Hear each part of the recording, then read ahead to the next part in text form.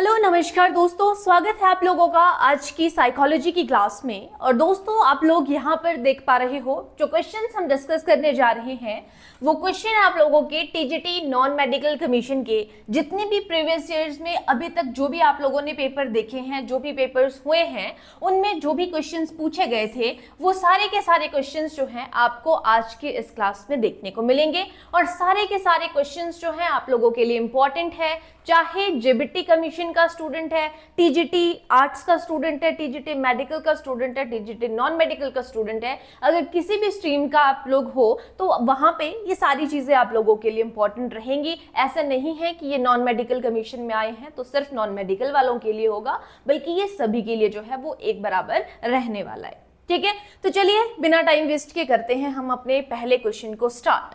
पहला क्वेश्चन आप यहाँ पर देख पा रहे हो, है ना, अच्छे से विजिबल है आप लोगों को पहला question.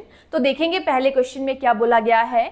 The basic education, basic education का पहले हम थोड़ा सा देख लेते हैं। बेसिक एजुकेशन का कॉन्सेप्ट यानी कि बुनियादी शिक्षा का कॉन्सेप्ट जो है वो किसने दिया है, तो वो महात्मा गांधी जी ने दिया है। पूरे क्वेश्चन पे आ जाते हैं। The basic education system was based on the view points that the child, यानी कि जो मूलभूत शिक्षा प्रणाली इस दृष्टिकोण पर आधारित थी कि बच्चा क्या होता है, किस चीज के बारे में बताया गया है। टीजीटी नॉन मेडिकल कमीशन जो 2020 में लास्ट टाइम पे हुआ था गाइस, वहां पर जो है वो पूछा गया था। तो आपके पास यहाँ पे ऑप्शंस दी गई हैं। Is not interested to learn anything without economic motivation.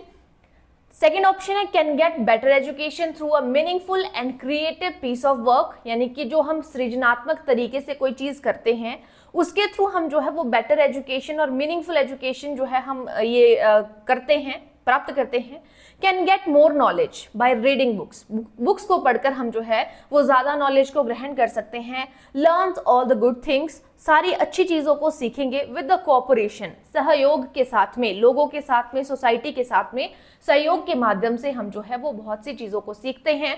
और यहाँ पे पहली ऑप्शन मैंने आप लोगों को क्लियर नहीं करवाई, is not interested to learn anything, कि ये इंटरेस्टेड नहीं है किसी चीज को सीखने के लिए विदाउट इकोनॉमिक मोटिवेशन, कि जब तक आप लोगों को आर्थिक रूप से प्रेरणा नहीं मिलती है तब तक की बात की जा रही है। तो यहाँ पे मूलभूत शिक्षा प्रणाली किस दृष्टिकोण पर आधारित थी, जैसे कि मैंने आपको कहा कि महात्मा गांधी ने मूलभूत शिक्षा का जो है यहाँ पे चीजें बताई थी। तो उन्होंने किस चीज के बारे में बताया था, उन्होंने कहा था किसी चीज को करने के बारे में कहा था, यानी कि can get better education through a meaningful and creative piece of work, कि हम जो है वो प्राप्त कर सकते हैं शिक्षा किसके थ्रू, एक होता है अर्थपूर्ण यानी कि meaningful and creative piece of work, और सृजनात्मक तरीके से जब हम किसी चीज को करते हैं, खुद से जब हम किसी चीज को करते हैं। उन्होंने लर्निंग बाय डूइंग का कॉन्सेप्ट दिया था, करके सीखने के बारे में उन्होंने बताया था, हाथ से करने की उन्होंने बात कही थी, लर्निंग बाय हैंड्स के बारे में उन्होंने कहा था। तो ये यहाँ पे करेक्ट आंसर बनेगा हमारे पास ऑप्शन नंबर बी।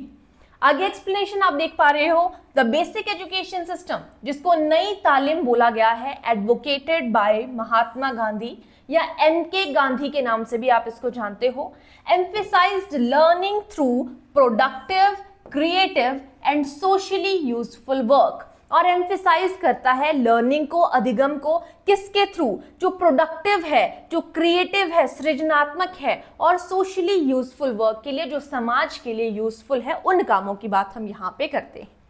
अब बढ़ते हैं सेकेंड क्वेश्चन की तरफ।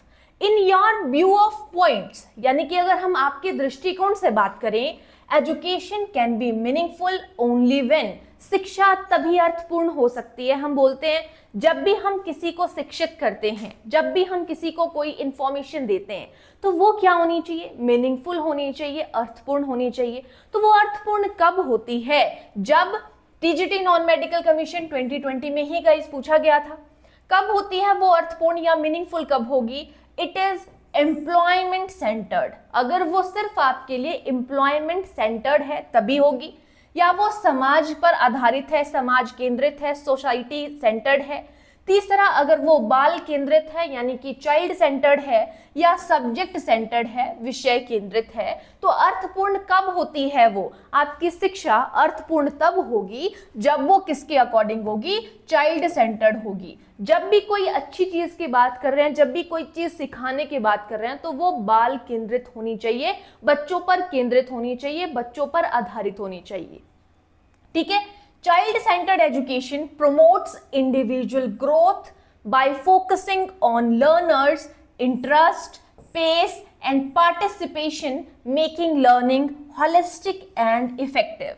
कि जब भी बच्चों को कोई चीज सिखाई जाए तो वो उनके इंटरेस्ट के अकॉर्डिंग, उनके पेस के अकॉर्डिंग होनी चाहिए, कि वो कितनी स्पीड में किसी चीज को सीख सकते हैं, कि उनकी पार्टिसिपेशन उस पर होनी चाहिए, मेकिंग लर्निंग होनी चाहिए, कैसे हॉलिस्टिक होनी चाहिए, ऑलराउंड होनी चाहिए और इफेक्टिव होनी चाहिए, ये यहाँ पे कहा गया है।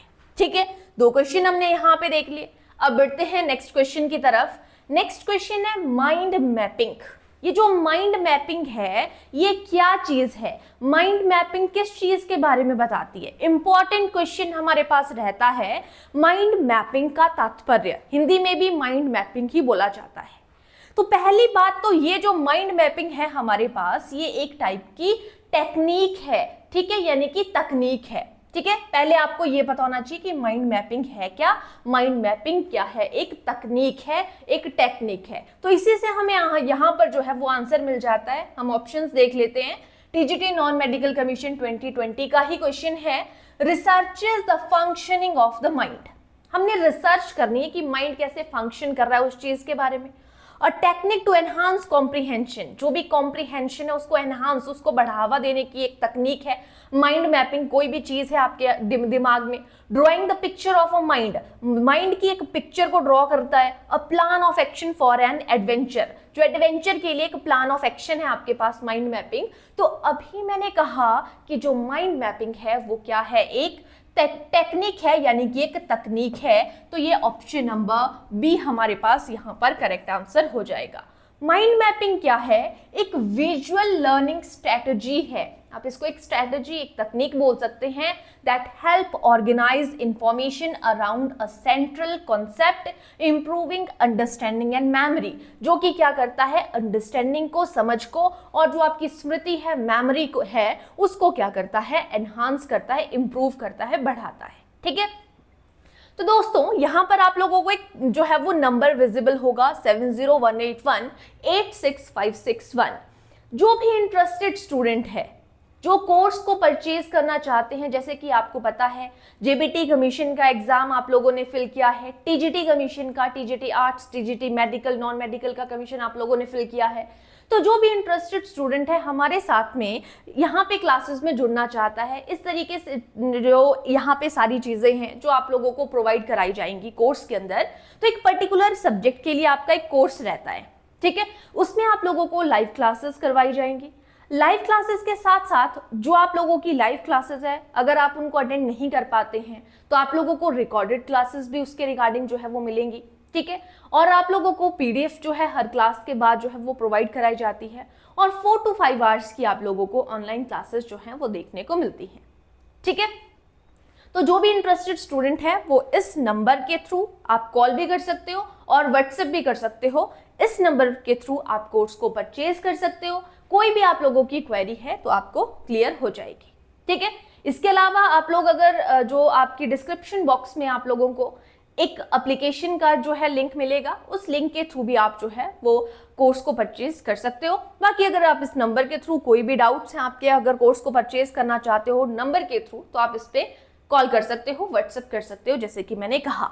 ठीक है, तो चलिए अब आगे चलते हैं नेक्स्ट क्वेश्चन की तरफ। 4th क्वेश्चन आज का, इन द प्रोजेक्ट एजुकेशन। अगर हम प्रोजेक्ट एजुकेशन की बात करें, परियोजना शिक्षण विधि कहा जाता है, जिसमें एक प्रोजेक्ट दिया जाता है, बच्चे को एक परियोजना दी जाती है, यानी कि एक प्रोजेक्ट। आप समझ रहे हो कि कोई भी प्रोजेक्ट है, परियोजना विधि जिसको बोला जा रहा है। तो प्रोजेक्ट एजुकेशन टेक्निक की बात कर रहे हैं। The workload on the teacher is, कि परियोजना शिक्षण विधि में शिक्षक का कार्यभार होता है, जो टीचर है उसका कार्यभार क्या होगा? वेरी हाई होगा, कंपैरेटिवली लो होगा, या लो होगा या बिल्कुल ही नील होगा, बिल्कुल ही नहीं होगा। तो ये टीजीटी मेडिकल कमीशन 2020 में ही गाइस पूछा गया है। तो आप लोगों ने डिफरेंट मेथड्स पढ़े हैं, कोर्स के अंदर भी हम डिफरेंट मेथड्स के बारे में बात करते हैं। डेमोन्स्ट्रेशन मेथड क्या है, आपका प्रोजेक्ट मेथड क्या है, इंडक्टिव मेथड क्या है, डिडक्टिव मेथड क्या है, बहुत से मेथड्स हैं जो कि इंपॉर्टेंट हमारे पास रहते हैं। तो जब भी प्रोजेक्ट मेथड की बात आती है तो प्रोजेक्ट मेथड के बाद जो टीचर का कार्यभार है वो बहुत ज्यादा बढ़ जाता है, वेरी हाई हो जाएगा। In project based learning the teacher invest significant time, वो अपना जो उपयोगी टाइम है, जो सिग्निफिकेंट टाइम है, वो उस पर इन्वेस्ट कर देता है। And efforts in planning, guiding and evaluating, और वो अपने सारे के सारे एफर्ट्स जो है उसको प्लान करने में, उसकी योजना बनाने में, उसको उसमें बच्चे को गाइड करने के लिए, उसको इवेलुएट करने के लिए लगा देता है। Hence the workload is very high. इसी तरीके से जो उसका वर्कलोड है वो क्या हो जाता है, बहुत ही ज्यादा हाई हो जाता है। ये सारी रिस्पॉन्सिबिलिटी जो है वो टीचर के ऊपर आ जाती है। नेक्स्ट क्वेश्चन है, special education is related to, जो विशेष शिक्षा है वो किससे संबंधित है। HPTGT नॉन मेडिकल कमीशन 2020 में ही पूछा गया क्वेश्चन है। तो ये जो विशेष शिक्षा है, स्पेशल एजुकेशन, किससे रिलेटेड है। ट्रेनिंग प्रोग्राम फॉर रिटार्डेड, जो रिटार्डेड स्टूडेंट्स होते हैं, रिटार्डेड लोग हैं, उनको ट्रेंड करने के लिए प्रोग्राम है। ट्रेनिंग प्रोग्राम फॉर टीचर, जो अध्यापक हैं उनके लिए ट्रेनिंग प्रोग्राम है। Educational program for talented students के लिए जो है एजुकेशनल प्रोग्राम्स है। या एजुकेशनल प्रोग्राम्स फॉर डिसेबल्ड, जो डिसेबल हैं, जो किसी काम को नहीं कर पा रहे या अक्षम है किसी चीज को करने के लिए, उनके लिए ट्रेनिंग एजुकेशनल प्रोग्राम है। तो स्पेशल एजुकेशन जो है वो प्रोवाइड होती है डिसेबल्ड स्टूडेंट्स के लिए। तो educational program for disabled, option number D correct answer हो जाएगा। तो special education focuses on designing and delivering instruction specially for students with disabilities such as, उसमें लर्निंग डिसेबिलिटी भी हो सकती है, जो पढ़ने से रिलेटेड, लिखने से रिलेटेड, फिजिकल यानी कि चलने फिरने से रिलेटेड, और मेंटल चैलेंजेस भी यहाँ पर हो सकते हैं। अब बढ़ते हैं नेक्स्ट क्वेश्चन की तरफ। आई होप सारी चीजें यहाँ पे आप लोगों को समझ में आ रही हैं। बिल्कुल ही इजी क्वेश्चन है अगर ध्यान से देखे जाए। ये क्वेश्चन भी बहुत इंपॉर्टेंट है, ये लेसन प्लानिंग वाले कॉन्सेप्ट से पूछा जाता है। द एजुकेटर, एजुकेटर हुए जो कि एजुकेशन देने के काम कर रहे हैं, ये शिक्षा शास्त्री हैं। Who promoted the idea of 5 formal steps in learning, जो लर्निंग है उसमें 5 फॉर्मल स्टेप्स की हम बात कर रहे हैं, उस आइडिया को किसने प्रमोट किया है। जिस शिक्षा शास्त्री ने अधिगम की 5 औपचारिक प्रक्रियाओं की अवधारणा को प्रोत्साहित किया है, वह था, कौन था। तो HPTGT नॉन मेडिकल कमीशन 2020 में ही गाइज आप देख पा रहे हो ये सारे क्वेश्चंस जो हैं वो पूछे गए थे। तो 5 किसने दी है, हर्बर्ट ने दी है, पेस्टोलॉजी ने दी है, कॉमिनस ने दी है या रूसो ने दी है। तो यहाँ पे हर्बर्ट हमारा करेक्ट आंसर हो जाएगा। हर्बर्ट ने जो है, जिनका पूरा नाम जो है वो जॉन फ्रेडरिच हर्बर्ट है, उन्होंने जो है वो प्रपोज की है 5 फॉर्मल स्टेप्स इन टीचिंग। सबसे पहले आ जाता है हमारा, जब हम लेसन प्लान की बात करते हैं ना, सबसे पहले प्रेपरेशन होती है, तैयारी की जाती है, उसके बाद प्रेजेंटेशन होती है, उस चीज को जो है वो प्रेजेंट किया जाता है बच्चे के सामने, उसके लिए एसोसिएशन होती है, उसको पूरा एसोसिएट किया जाएगा, जनरलाइज किया जाएगा, सामान्यीकरण किया जाएगा, और एप्लीकेशन यानी कि उसको प्रयोग में लाया जाएगा, अनुप्रयोग, टू एंश्योर इफेक्टिव लर्निंग, ताकि हमारी जो लर्निंग है, अधिगम है, वो प्रभावी हो सके। तो ये 5 हमारे पास जो है यहाँ पर चीजें रहती हैं।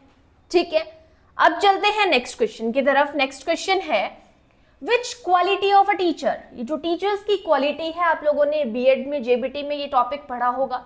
The quality of a teacher is liked the most by his students. ये टीजीटी मेडिकल कमीशन 2020 का है। किस शिक्षक की कौन सी विशेषता उसके छात्रों को सबसे अधिक पसंद आती है, कौन सी ऐसी क्वालिटी है जो कि सबसे अच्छी होती है, सबसे ज्यादा पसंद आती है। उसकी कमांड, पहली ऑप्शन है कि उसकी कमांड टॉपिक के ऊपर कितनी है, दूसरा है हिज लव फॉर डिसिप्लिन, कि वो जो है वो डिसिप्लिन को कितना पसंद करता है, या उसकी पंक्चुअलिटी, कि वो बहुत ही पंक्चुअल है काम को लेके, या हिज इम्पार्शियल एटीट्यूड, कि वो किसी के साथ में कोई भेदभाव नहीं करता है। तो जो टीचर का इम्पार्शियल एटीट्यूड होता है वो सबसे ज्यादा इंपॉर्टेंट होता है। Option number D correct answer हो जाएगा।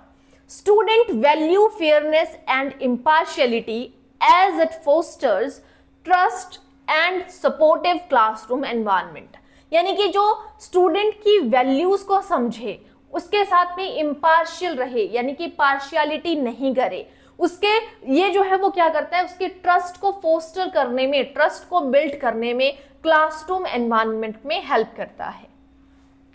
अब चलेंगे नेक्स्ट क्वेश्चन की तरफ। नेक्स्ट क्वेश्चन है आपका क्वेश्चन नंबर 8। ऑर्थोपेडिकली, ऑर्थो का मतलब क्या होता है, जिनको जो है हड्डियों में समस्या है, चलने में समस्या है, फिरने में समस्या है ना, उनको हम बोलते हैं कि ऑर्थो डॉक्टर के पास ले जाओ, इस तरीके से हम बात करते हैं। तो ऑर्थोपेडिकली इंपेयर्ड चिल्ड्रन जो हैं आर लाइकली टू हैव, यानी कि अस्थिबाधित बच्चों में कौन सी समस्या पाई जाती है, डिसलेक्सिया पाई जाती है, डिस्थीमिया पाई जाती है, डिसग्राफिया पाई जाती है, या डिसकैलकुलिया पाई जाती है। तो जिसको चलने फिरने से संबंधित प्रॉब्लम है हम वो बात कर रहे हैं। तो जो डिसग्राफिया है उसको क्या है, यहां पर राइटिंग से रिलेटेड है। यहां पर डिसग्राफिया क्या है आपके पास, राइटिंग से रिलेटेड।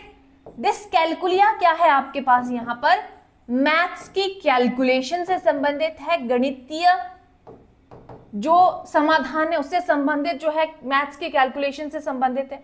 और डिसलेक्सिया है, ये रीडिंग से संबंधित है। तो रीडिंग तो मुंह से हो रही है ना, तो यहां पर हमारे पास जो करेक्ट आंसर बन जाएगा वो होगा आपका ऑप्शन नंबर सी, डिसग्राफिया। और डिसग्राफिया है राइटिंग से संबंधित, क्योंकि मैंने क्या कहा, लिखने से, चलने फिरने से संबंधित ऑर्थोपेडिकली के अंदर आएगा। तो dysgraphia is a condition affecting writing skills, जो कि लिखने के कौशल को प्रभावित करता है। Often seen in children with physical disabilities, इसको जो है, ये जो है वो फिजिकली डिसेबिलिटीज जिनमें होती है, जैसे ऑर्थोपेडिक जिनको हमने बोला, उनमें भी देखने को मिलती है। दैट इम्पेयर मोटर कोऑर्डिनेशन, जो कि जो उसकी गतिक चीजें हैं उनमें कोऑर्डिनेशन अच्छे से नहीं बन पाती है, तो उनमें ये चीज देखने को मिलती है। नेक्स्ट क्वेश्चन है क्वेश्चन नंबर 9।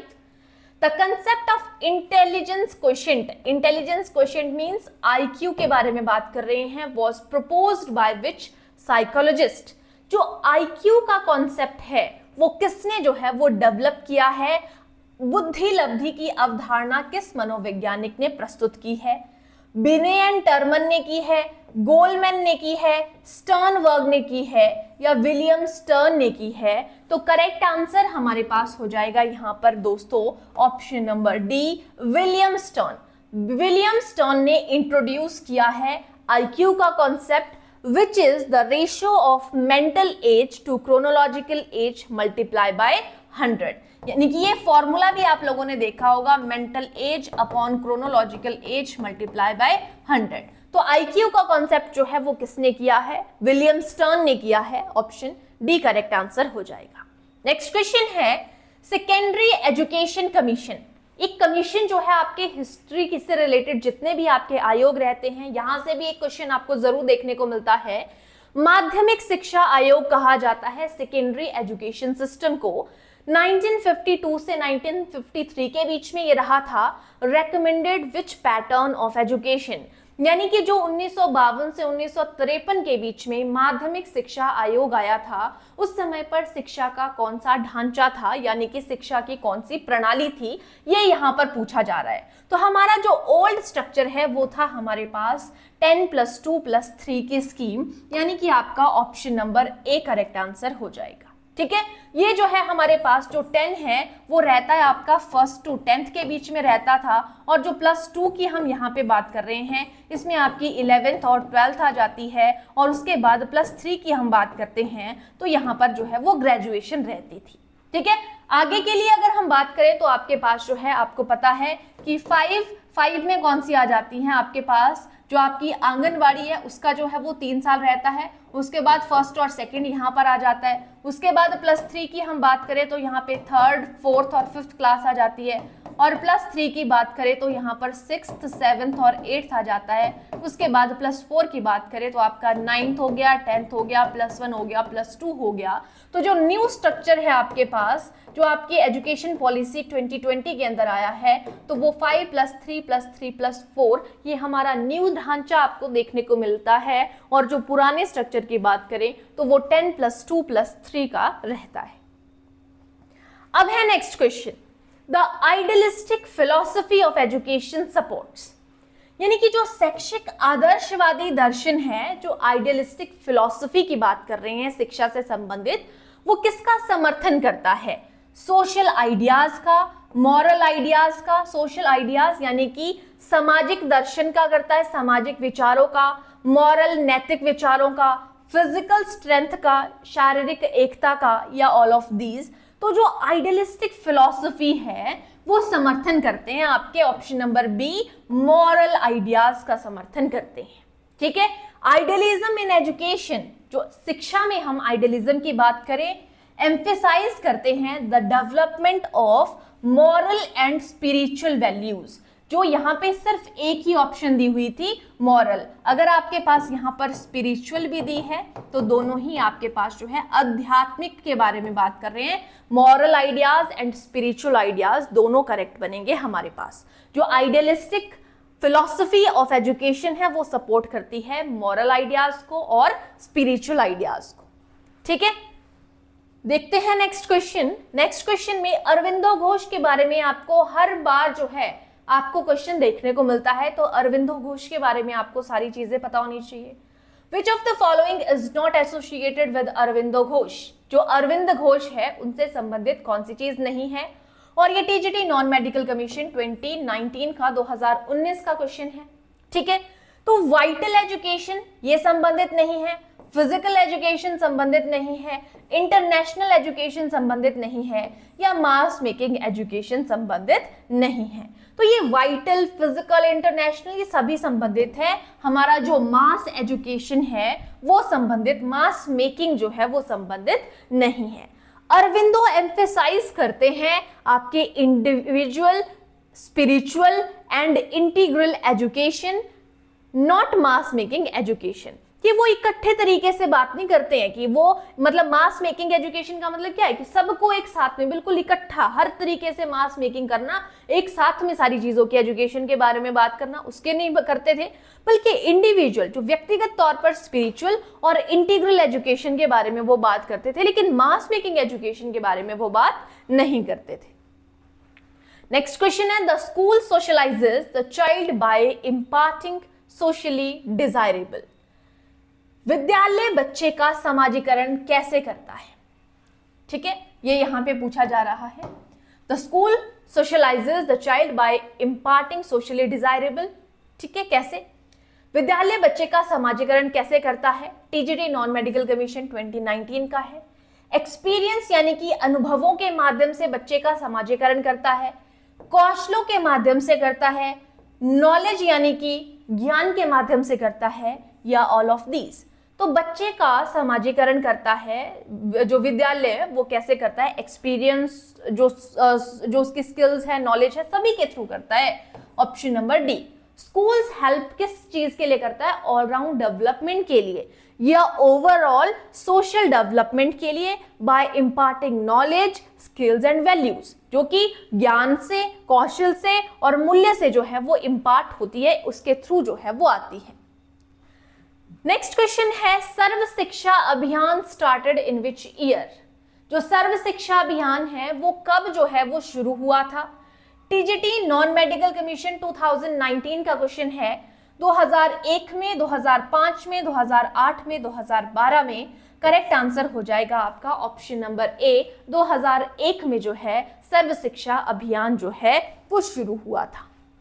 ठीक है, SSA means Sarva Shiksha Abhiyan was launched in 2001 to provide किस चीज के लिए? Universal elementary education across India. पूरे इंडिया में जो है सार्वभौमिक जो एलिमेंट्री एजुकेशन है उसके लिए जो है ये लॉन्च किया गया था 2001 में। ठीक है, आगे चलते हैं नेक्स्ट क्वेश्चन की तरफ। नेक्स्ट क्वेश्चन कहता है performance based on learning is due to, यानी कि परफॉर्मेंस बेस्ड का मतलब क्या हुआ, जो सीखने पर आधारित प्रदर्शन है वो किसके कारण होता है। HPTGT नॉन मेडिकल कमीशन 2019 का क्वेश्चन है। सीखने पर आधारित प्रदर्शन जो है वो सीखना है, उस पर बेस्ड है हमारा जो प्रदर्शन, वो किसकी वजह से होता है। मैच्योरेशन यानी कि परिपक्वता की वजह से होता है, डेवलपमेंट यानी कि विकास की वजह से होता है, ग्रोथ यानी कि वृद्धि की वजह से होता है, और रेनफोर्समेंट यानी कि पुनर्वलन की वजह से होता है। सीखने पर आधारित जो प्रदर्शन है वो किसकी वजह से होता है, तो वो होता है आपके विकास की वजह से। डेवलपमेंट यानी कि जो विकास है वो रेफर करता है to the long term process of learning, कि लंबे टाइम तक जो है वो लर्निंग की प्रोसेस चलती रहती है, एंड स्किल्स जो है वो एक्वायर होती रहती है, स्किल्स की एक्विजिशन होती रहती है, स्किल हम अर्जित करते रहते हैं। ठीक है, नेक्स्ट क्वेश्चन है which of the following is not an aspect of giftedness, यानी कि जो मेधा संपन्नता बोला जाता है, गिफ्टेडनेस बोलते हैं ना, ये गिफ्टेड बच्चा है, बहुत ही प्रतिभाशाली बच्चा है ना, गिफ्टेडनेस है उसमें, तो कौन सा उसका पहलू नहीं है। जो हाई इंटेलिजेंस होता है, जो बहुत ही ज्यादा उच्च बुद्धि वाला होता है, वो जो है वो गिफ्टेडनेस के एस्पेक्ट में नहीं आता है। हाई अंडरस्टैंडिंग जिसकी होती है वो नहीं आता है, हाई क्रिएटिविटी होती है वो नहीं आता है, जिसमें हाई मोटिवेशन होती है वो नहीं आता है। तो कौन सी जो है वो गिफ्टेडनेस का एस्पेक्ट नहीं है, तो करेक्ट आंसर हो जाएगा हाई अंडरस्टैंडिंग। हाई अंडरस्टैंडिंग, समझ होना जरूरी की है, मतलब हम बोल सकते हैं समझ भी उसके अंदर होती है, ऐसा नहीं है, लेकिन यहाँ पे क्या बोला है, जो गिफ्टेडनेस है ना उसमें बहुत ही ज्यादा बुद्धि होगी उसके अंदर, किसी भी तरीके की हो सकती है। क्रिएटिव होगा, वो अलग अलग तरीकों को अपने अपने तरीके से, एक तरीके को 1000 तरीके से करने का ये रखेगा गिफ्टेड में। मोटिवेशन उसमें भरपूर पड़ी होती है, लेकिन हाई अंडरस्टैंडिंग हो ये हम नहीं बोल रहे हैं। तो एक हमारे पास जो है यहाँ पे पॉइंट बनता है कि कौन सा यहाँ पे मेधा संपन्नता का पहलू नहीं है, हाई अंडरस्टैंडिंग यहाँ पे नहीं है। हो सकता है, लेकिन यहाँ पे बोला है कि चारों में से हमें एक तो बताना पड़ेगा, तो हमारा option number B correct answer हो जाएगा। Giftedness is generally categorized by intelligence, creativity and motivation. ये तीन चीजें हमने वहां पे देखी थी, तो क्रिएटिविटी होना, बुद्धि होना और मोटिवेशन होना, ये तीनों जो है वो गिफ्टेडनेस की निशानियां मानी जाती हैं।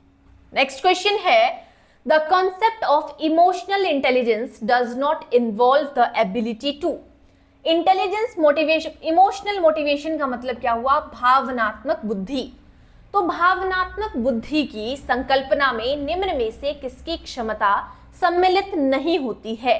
किसकी क्षमता सम्मिलित नहीं है, अंडरस्टैंड इमोशंस, यानी कि जो हमारे संवेग हैं उनको समझना, रेगुलेट इमोशंस, इमोशंस को रेगुलेट करना यानी कि चलाते रहना, अप्रेज एंड एक्सप्रेस इमोशंस, उनको जो है वो एक्सप्रेस करना इमोशंस को, अराउज इमोशंस, जो हमारे इमोशंस है उनको जो है उत्तेजित करना। तो यहाँ पे भावनात्मक बुद्धिमत्ता की संकल्पना में से किसकी जो क्षमता है वो सम्मिलित नहीं होती है। कौन सी जो है वो भावनात्मक बुद्धिमत्ता की संकल्पना में कौन सी क्षमता जो है वो सम्मिलित नहीं होती है, ये यहाँ पे पूछा है, 2019 का है। करेक्ट आंसर हो जाएगा गाइज यहाँ पर अंडरस्टैंड इमोशंस, यानी कि इमोशंस को समझना जो है वो यहाँ पर जो है इमोशनल बुद्धिमत्ता या इमोशनल इंटेलिजेंस के अंदर हम नहीं इन्वॉल्व करते हैं। ठीक है, रेगुलेट इमोशंस को रेगुलेट करना, उसको इमोशंस को एक्सप्रेस करना, उनको उत्तेजित करना, ये सारी हैं, लेकिन इमोशंस को अंडरस्टैंड करना ये हमारे पास जो है इसमें इसकी संकल्पना में सम्मिलित नहीं होती है। ठीक है, इसमें क्या सम्मिलित है, इमोशनल इंटेलिजेंस इन्वॉल्व्स मैनेजिंग, कि अपने इमोशन को मैनेज करो, उनको एक्सप्रेस करो इमोशंस को, नॉट मर्सी अंडरस्टैंडिंग देम, कि ना कि उनको समझो इमोशंस को, बल्कि उनको व्यक्त करने के बारे में हम यहाँ पे बात कर रहे हैं कि आपकी इमोशनल इंटेलिजेंस के अंदर क्या चीज जो है वो शामिल होती है। नेक्स्ट क्वेश्चन है which of the following informal system is most effective for socialization, यानी कि कौन सी अनौपचारिक तंत्र सामाजिककरण के लिए सबसे प्रभावित है। इनफॉर्मल सिस्टम के बारे में बात कर रहे हैं कि सबसे ज्यादा प्रभावी समाजीकरण के लिए कौन सी चीज है। चर्च जो है अनौपचारिक बोला जा रहा है, अनौपचारिक होता है जहां पे कोई रूल्स नहीं है, कोई रेगुलेशंस नहीं है। सबसे ज्यादा प्रभावी कौन है? चर्च है, पब्लिक लाइब्रेरी है, प्लेग्राउंड है या फैमिली है? कौन जो है समाजीकरण के लिए सबसे ज्यादा प्रभावी है? आपको पता है जहां पर फैमिली शामिल हो जाती है वो सबसे ज्यादा प्रभावी होगी। आपका जो समाजीकरण है आपके घर से ही तो शुरू होता है। इनफॉर्मल एजेंसी के बारे में बात कर रहे हैं तो family is the primary and most effective agent of socialization. समाजीकरण का सबसे ज्यादा जो है वो हमारा जो है एजेंट माना जाता है। इन्फ्लुएंसिंग वैल्यूज, जो मूल्यों को एनहांस करता है, इन्फ्लुएंस करता है बिहेवियर को एंड पर्सनैलिटी को फ्रॉम अर्ली चाइल्डहुड। पूर्व बाल्यावस्था से ही इन सभी चीजों को जो है आपकी जो सोशलाइजेशन है वो प्रभावित करती है। अब है हमारा आज का second last question. The process of education of women in India was initiated by.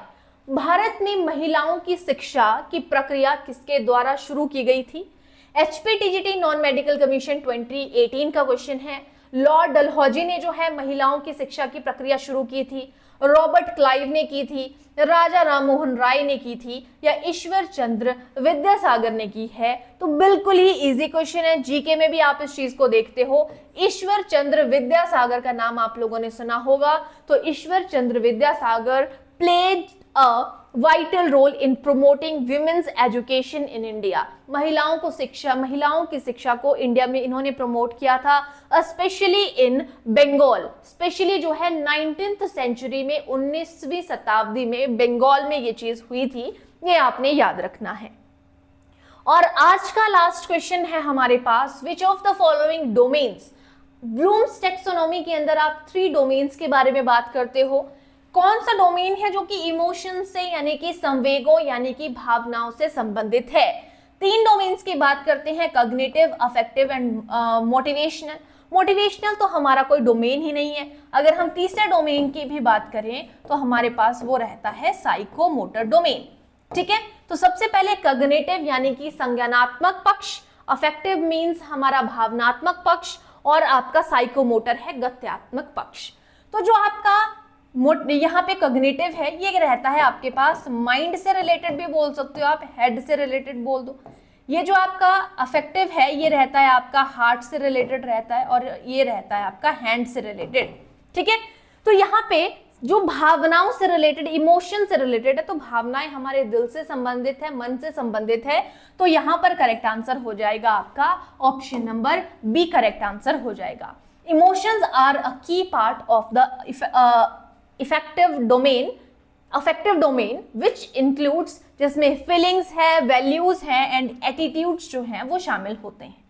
तो दोस्तों ये थे हमारे आज के जो है वो कुछ क्वेश्चंस, जिसमें मैंने आप लोगों को जो है वो प्रीवियस ईयर्स के जो क्वेश्चंस जो आए थे उनके आप लोगों को यहाँ पे जो है चीजों को बताया, सारी चीजें आप लोगों के सामने क्लियर करी।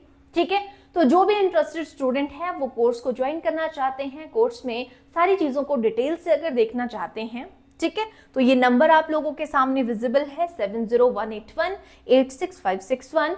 इस नंबर पर आप कॉल कर सकते हो, व्हाट्सएप कर सकते हो। उसके अलावा डिस्क्रिप्शन में भी आप लोगों को जो है वो एप्लीकेशन का लिंक दिया हुआ होगा, वहां से भी आप कोर्स को परचेज कर सकते हो। आपकी कोर्स के अलावा कोई भी अगर क्वेरी है, कुछ भी अगर कोर्स के रिगार्डिंग आपको पूछना है तो वो आप इस नंबर से पूछ सकते हो। आप लोगों को लाइव क्लासेस प्रोवाइड कराई जाएंगी। लाइव क्लासेस के अलावा अगर आप नहीं देख पा रहे हो, रिकॉर्डेड भी उनकी आप लोगों को रहेगी। मॉक टेस्ट आप लोगों को प्रोवाइड कराए जाते हैं और हर क्लास की जो है वो PDF भी आप लोगों को देखने को मिलेगी। ठीक है, तो ये रही आज की क्लास, बाकी मिलेंगे हम नेक्स्ट क्लास में। आज के लिए इतना ही, थैंक यू।